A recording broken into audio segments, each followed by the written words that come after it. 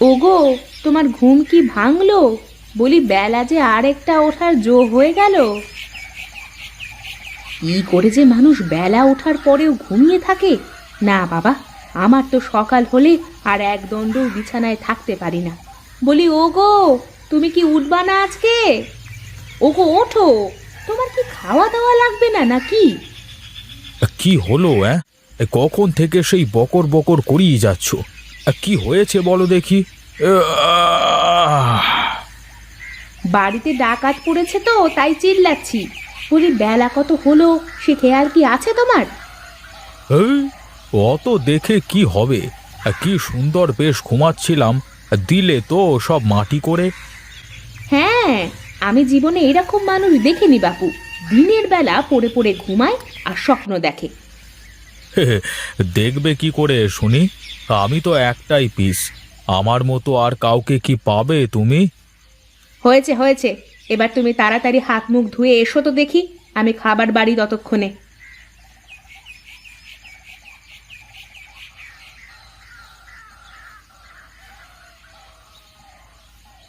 গিন্নি, তোমার হাতে রান্না দিন দিন কেমন যেন হয়ে যাচ্ছে। কেমন হয়ে যাচ্ছে মানে? রান্না কি খারাপ হয়েছে? না না, খারাপের কথা বলিনি, তবে আগের মতো সেই স্বাদ আর পাইনে। তাহলে আর কি, নতুন আরেকজনকে নিয়ে আসো বাড়িতে, সে তোমাকে আমার থেকে ভালো করে রান্না করে খাওয়াবে। শোনো গিন্নি, বুদ্ধিমান লোক এক ভুল বারবার করে না, বুঝলে? বুঝলাম না তোমার কথা, একটু পরিষ্কার করে বলো তো দেখি। না, থাক, তোমার আর অত কথা বুঝে লাভ নেই বাবু।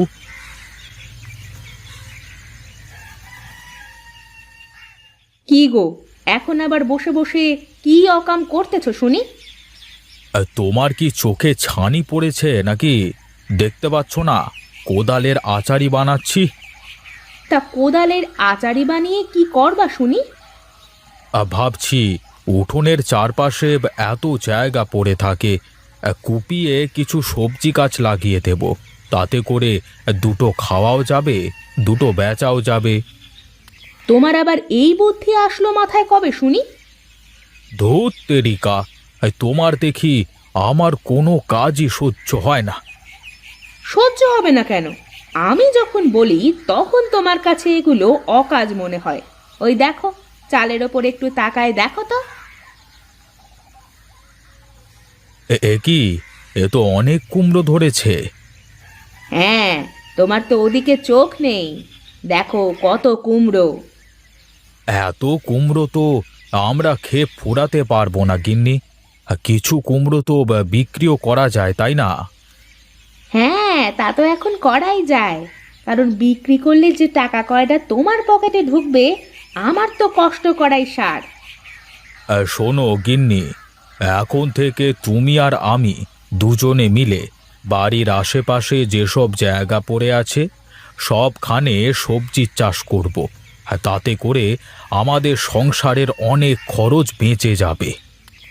যাক, তোমার তাহলে একটু হলেও সুবুদ্ধির উদয় হয়েছে, আমি এতেই খুশি। তুমি তোমার কাজ করো, আমি একটু ওদিকটা দেখে আসি।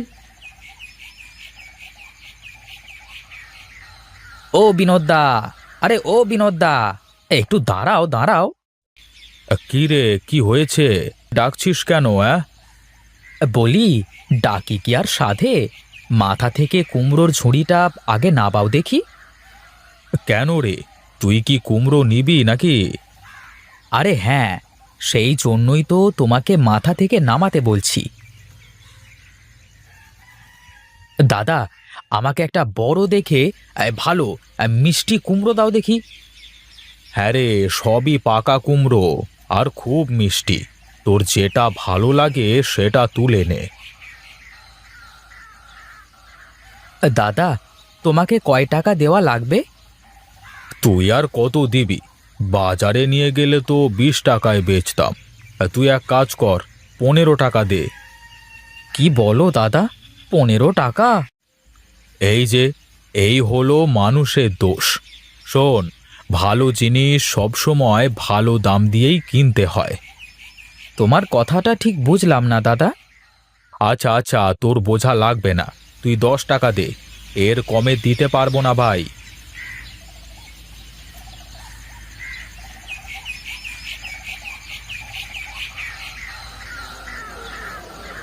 যাক, সব কুমড়ো কেমন দেখতে দেখতে বিক্রি হয়ে গেল, বেশ কয়েকটা টাকাই তো হয়ে গেল।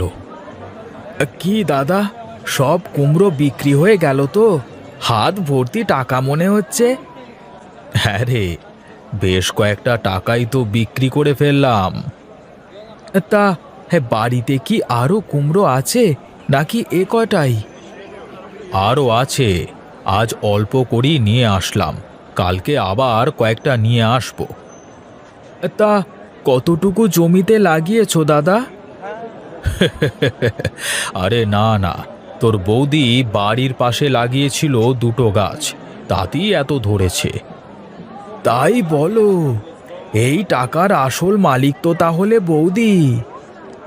হ্যাঁ রে হ্যাঁ, বাড়িতে গিয়ে যে আমাকে পই পই করে হিসেব দিতে হবে। থাক, তাহলে আর কিছু বললাম না, তুমি যাও তাড়াতাড়ি, বাড়িতে যাও। হ্যাঁ হ্যাঁ, যাবো যাবো, কিন্তু তার আগে যে আরো কাজ আছে রে, আমার যে অনেক জনের টাকা উসুল করতে যেতে হবে। ঠিক আছে দাদা, এখন আমি চলি তাহলে। তুমি কাল কিন্তু আমার জন্য বড় দেখে একটা কুমড়ো রেখে দেবে। হ্যাঁ, দাম যা নেবে নিও, কিন্তু থাকে যেন। আচ্ছা আচ্ছা, ঠিক আছে, মনে থাকবে।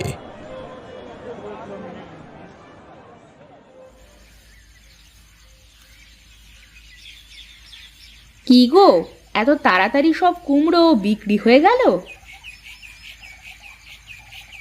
আর বলো না গিন্নি, এই বাজারে যাওয়ার সাথে সাথে মানুষ যেন মধুমাছির মতো আমাকে ঘিরে ধরেছিল, বুঝলে? তাই নাকি? সত্যি বলছো? হ্যাঁ গো, সত্যি বলছি, শেষমেশ তো অনেককেই দিতে পারলাম না। বেশ বেশ, তাহলে কাল বাকি সবগুলো পেড়ে বাজারে নিয়ে যাবা। আচ্ছা আচ্ছা, দেখি তো। এই নাও গিন্নি, তোমার কুমড়োর টাকা। আর এই দেখো, তোমার জন্য বাজারের হারুর মুদির দোকান থেকে আলুর চপ কিনে এনেছি। আলুর চপটা একটু মুখে দিয়ে দেখো গিন্নি, বেশ ভালো স্বাদের। এক থু থু, এই চপ কি কেউ খায় নাকি? কি বাজে গন্ধ! কি বলো গিন্নি, আমি তো গরম গরম খেয়ে তারপর তোমার জন্য নিয়ে আসলাম। তুমি গরম গরম খাইছো তো, তাই কিছু টের পাওনি। এই নাও, এটা খেয়ে দেখো এখন। ওয়াক, থু, সত্যিই তো গিন্নি, এমন তো হওয়ার কথা না। কালই বাজারে গিয়ে হারু মুদিকে একেবারে দেখে নেব, দাঁড়াও। বাজারে এত ভালো ভালো খাবার থাকতে তুমি আমার জন্য এই পচা আলুর চপ নিয়ে আসলে? আমার কি দোষ বলো? যা হয়ে গেছে ওই পর্যন্তই থাক।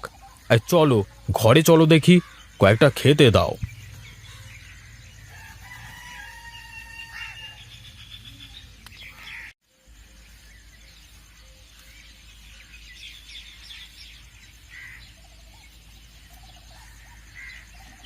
ওগো, শুনতেছো? তাড়াতাড়ি একটু বাইরে আসো, দেখো এ কি কাণ্ড হয়েছে। কি হয়েছে গিন্নি? এই সাত সকাল করে গলা ফাটিয়ে চেঁচাচ্ছ কেন? কি জন্যে চেঁচাচ্ছি তুমি দেখতে পাচ্ছ না? কই, কি হয়েছে? ওই দেখো, উঠানে আলুর চপের গাছ হয়ে গেছে, কত আলুর চপ ধরেছে, দেখো দেখো। এ কি, এটা কি করে হয়? আমার তো বিশ্বাসই হচ্ছে না। আমিও তো প্রথম দেখে নিজেই নিজের চোখকে বিশ্বাস করতে পারছিলাম না। দেখো তো গিন্নি, এই চপগুলো খাওয়া যায় কিনা? না গো, আমার অত শখ নেই, যদি পাগল টাগল হয়ে যাই। আচ্ছা আচ্ছা, আমি খেয়ে দেখি তো কি হয়।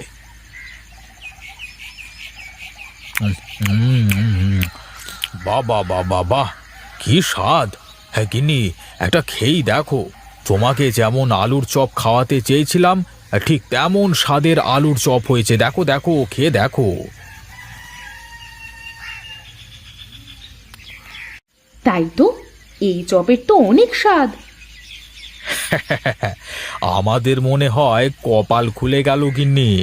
এখন থেকে রোজ এই আলুর চপ বিক্রি করে অনেক টাকা পাবো। বাজারের পচা আলুর চপ থেকে গাছ, আমার তো বিশ্বাসই হচ্ছে না। গিন্নি, যা হয় ভালোর জন্যই হয়। এখন চপগুলো সব তুলে একটা কিছুতে দাও দেখি, বাজারে নিয়ে যেয়ে বিক্রি করে আসি। ঠিক আছে, তুমি হাত মুখ ধুয়ে আসো, আমি চপগুলো সব তুলে দিচ্ছি। কি দাদা, আলুর চপ বিক্রি শুরু করলে আবার? এগুলোও মনে হয় বৌদি বানিয়ে দিয়েছে। হ্যাঁ রে, তোর বৌদির মধ্যে লক্ষ্মী ভর করেছে। যা করছি তাতেই বাম্পার হয়ে যাচ্ছে। দেখি দেখি, আমাকে দুটো চপ দাও দেখি। হুম, দাদা, এই আলুর চপ মনে হচ্ছে আগেও খেয়েছি। স্বাদটা কেমন চেনা চেনা লাগছে। তাই নাকি রে? তা বল দেখি, কেমন স্বাদের আলুর চপ?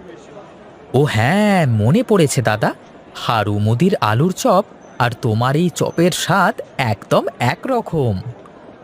হ্যাঁ রে হ্যাঁ, তোর বৌদি হারুর আলুর চপ খেয়ে তারপর এরকম করে বানিয়ে দিয়েছে। বেশ বেশ দাদা, তোমার তো কপাল খুলে গেছে। হ্যাঁ, বৌদি তো তোমাকে বড়লোক বানিয়েই ছাড়বে মনে হচ্ছে। দেখি কত দূর কি হয়। হ্যাঁ, তোকে কি আর একটা চপ দেবো রে? না দাদা, থাক, আবার পরে খাবো।